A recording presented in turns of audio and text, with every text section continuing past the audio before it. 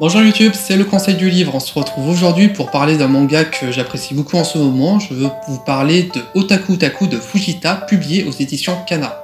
Avant de commencer, je voulais vous dire que quand même j'étais assez sceptique sur ce manga, car d'habitude les shoujo tranches de vie c'est pas vraiment mon genre. Pour le coup je me suis bien trompé, car Otaku Otaku est une vraie réussite.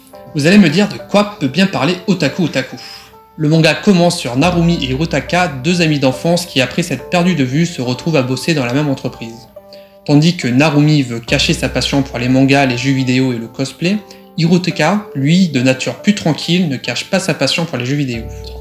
Un jour, dans un bar, alors que Narumi se plaint qu'il est impossible de trouver l'amour en tant qu'otaku, Hirotaka lui propose de sortir avec lui. Commence alors une histoire d'amour à laquelle aucun d'eux ne s'était préparé. On va au fil de l'histoire faire la connaissance d'autres couples plus ou moins otaku comme Hanako et Taro, qui sont tout aussi attachants que nos protagonistes principaux. Vous l'aurez compris, Otaku Otaku est une véritable immersion dans l'univers geek. Il y a plein de références que le lecteur pourrait comprendre.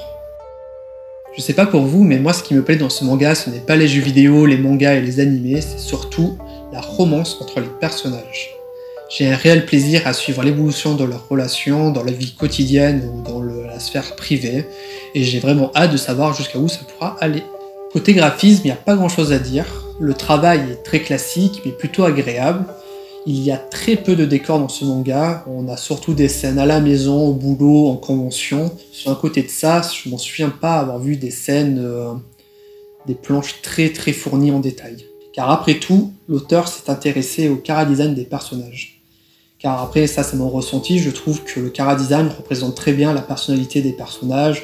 Par exemple, on a notre personnage principal, Hirotaka, qui est nonchalant, et le chara-design reflète très bien ce côté un peu je m'en foutiste. Otaku Otaku est une très bonne découverte et je vous conseille vivement de vous plonger dans cette histoire.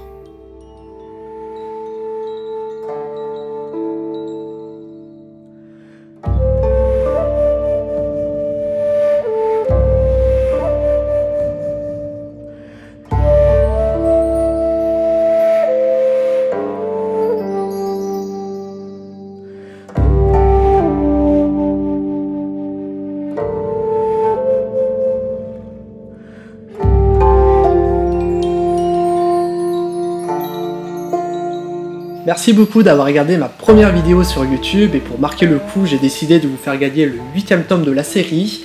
Déjà un grand merci aux éditions Kana de me l'avoir envoyé. Et pour participer au concours, rien de plus simple, il vous suffit d'être abonné à mon compte YouTube et à ma page Instagram et je vous donnerai plus d'informations sur mon compte Instagram. Je vous laisse mettre en commentaire si ce manga vous a plu et si vous ne l'avez pas encore lu, est-ce qu'il vous intéresse.